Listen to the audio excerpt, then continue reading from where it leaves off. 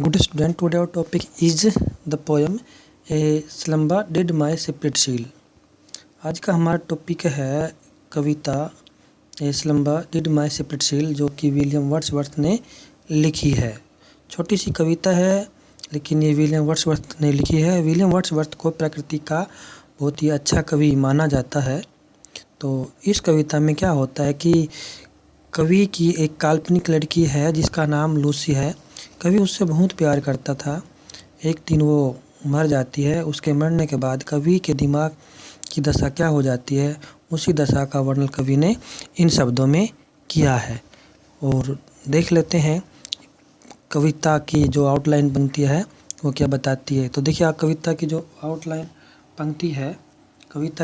पंक्ति है वो बताती है the poem is about the death of A loved one, कि जो कविता है वो किसी उस व्यक्ति की मृत्यु के बारे में है जो बहुत प्यारा है।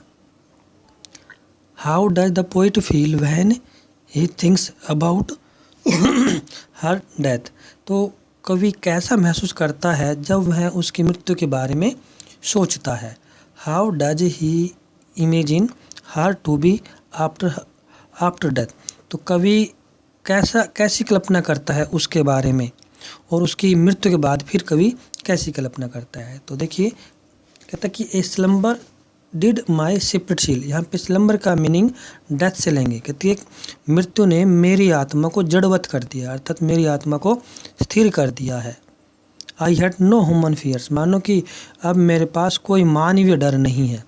सिंपल सा मीनिंग है इसका कहने का कि जब इंसान की मृत्यु हो जाती है तो उसमें वो जो बॉडी होती है वो एक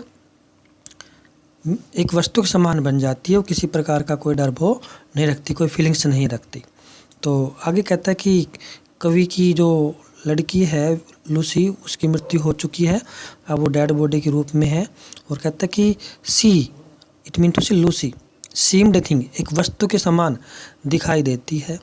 that could not to feel the touch of earthly years, कहते कि अब वो एक वस्तु के समान नजर आती है।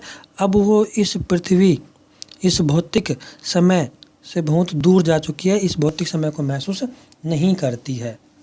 No motion has she now, अब वह कोई गति नहीं करती है, अब वो किसी प्रकार कोई हलचल नहीं करती है। नो फोर्स, कोई ताकत नहीं है अब उसमें। सी नाइदर हियर्स नॉर सीज, वह न तो अब सुनती है और न ही कुछ देखती है। लास्ट की दो पंक्तियां है। देखिए क्या होता है कि जब इंसान मर जाता है तो क्या तो उसका अंतिम संस्कार के रूप में क्या तो उसे जलाया जाता है या फिर उसको ज़मीन में दफना दिया जाता है। तो क्रिश्चियन जो होते हैं वो दफनाते हैं। तो अब क्या किया कि लूसी को दफना दिया गया है ज़मीन के अंदर। और ज़मीन क्या करती है कि ज़मीन इट मीन टू से पृथ्वी सूर्य के चारों ओर चक्कर लगाती है, जिसे दिन रात बनते हैं। तो पृथ्वी अपने सभी जैसे रॉक्स है, स्टोन है, ट्री है, इनके सभी के साथ में चक्कर लगाती है।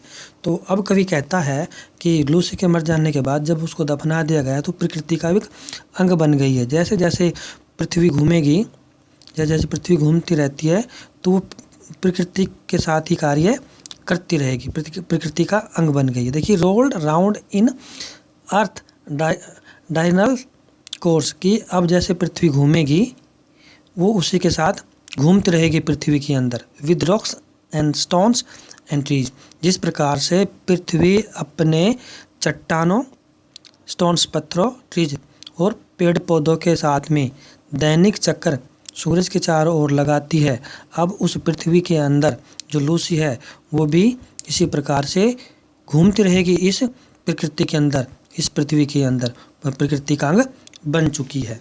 तो आई थिंक कविता आपकी समझ में आ गई होगी। इसके क्वेश्चन है जो देख लेते हैं। पहला क्वेश्चन कहता है a slumber did my spirit seal says the poet, कवि कहता है कि इस नींद ने मेरी आत्मा को जड़वत कर दिया है। That is a deep sleep, यह बहुत गहरी नींद है। क्लोज्ड ऑफ हिज सोल, इस नींद ने उसकी आत्मा को बंद कर दिया है, और हिज माइंड, उसके दिमाग को बंद कर दिया है। How does the poet react to his beloved death, कवि अपनी प्रिय की मृत्यु पर कैसी प्रतिक्रिया करता है। Does he feels bitter grip, क्या वह बहुत ज़्यादा दुख महसूस करता है। और does he feel a great peace, या वह बहुत बड़ी शांति को महसूस करता है। तो नंबर रीड माई सेपरेट शील सेज द पोइट, कवि ऐसा कहता है। सो ही सेज नथिंग, वह कहता कुछ नहीं, but feels depth of death that after death there is peace. कहने का मतलब है कि वो कुछ नहीं कहता, वो इस बात को, वह मृत्यु की गहनता को, मृत्यु की डेप्थ को महसूस करता है कि मृत्यु के पश्चात में शांति है। अगला क्वेश्चन कहता है the passing of time will no longer effect her says the poet, कि समय का बीतने पर अब इसके ऊपर कोई प्रभाव नहीं पड़ेगा, कवि कहता है। विच लाइन ऑफ द पोएम से दिस, ये बात कविता में आई कौन सी पंक्ति कहती है। तो उस पंक्ति को छाट के लिखना। तो पंक्ति से seemed I think that could not feel the touch of earthly years. अगला क्वेश्चन कहता है how does the poet imagine her to be after death, कि मृत्यु के पश्चात में कवि कैसी कल्पना करता है, वो कैसी होगी। Does he think her of A persons living in a very happy state, क्या वो ऐसा सोचता है उसके बारे में एज ए पर्सन लिविंग, जैसे कि एक जीवित व्यक्ति है और जो बहुत खुश हो। ए हेवन, जैसे कि स्वर्ग में बहुत ज़्यादा खुश हो। और does he see her now as a part of nature, या हमें उसे समझता है कि वह प्रकृति की एक अंग बन गई है। In which line of the poem do you find your answer, कहता है कि अपने इस प्रश्न का जवाब आपको कविता की किस पंक्ति में मिलेगा, अर्थात मिलता है, ढूंढोगे आप किस पंक्ति में। तो ये है, आप पढ़ लीजिएगा। वैसे बता भी देता हूँ मैं।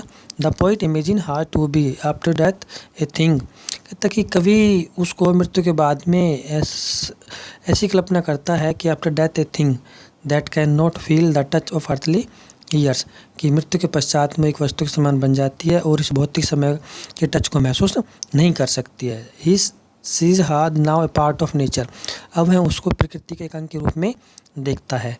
तो in which line of the poem we find your answer, तो इन पंक्ति का ये जवाब हम कविता की किस पंक्ति में ढूंढते हैं। पंक्ति इस प्रकार है। She seemed a thing that could not feel the touch of earthly years rolled round in earth diurnal course with rocks and stone and trees. I think कविता आपकी समझ में आ गई होगी। Thanks for watching.